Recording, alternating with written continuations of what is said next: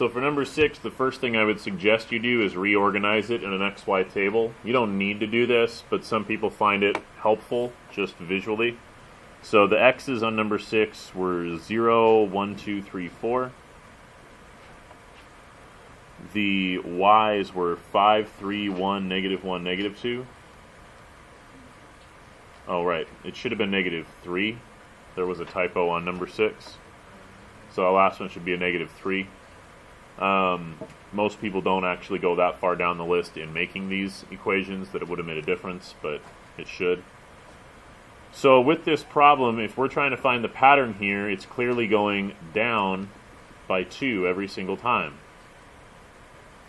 On the left, it's going up by 1 every single time. We said that the formula we were going to use, or the process we were going to use, is that y equals, and we say the change in y over the change in x times x. Well, the change in y was negative 2. The change in x was positive 1.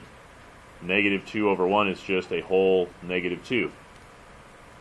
So then we say, okay, I know what this part is, but I'm supposed to either add or subtract something at the end. So you plug a number in, any number, it does not matter.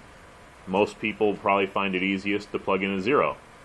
If you plugged in 0, negative 2 times 0 should be 0. But it says here that when you plug in 0, you're supposed to get 5.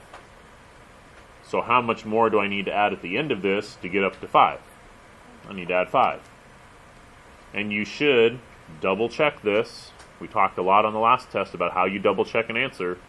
Double check this by plugging in the other numbers. If I plug in a 1, does it give me 3? Negative 2 times 1 is negative 2, plus 5 is 3. Plug in a 2. Negative 2 times 2 is negative 4. If I add 5, I do get positive 1. So plug in the other numbers. That is how you check your answer for these questions. So this equation, since it works for all of them, is the one that we're looking for.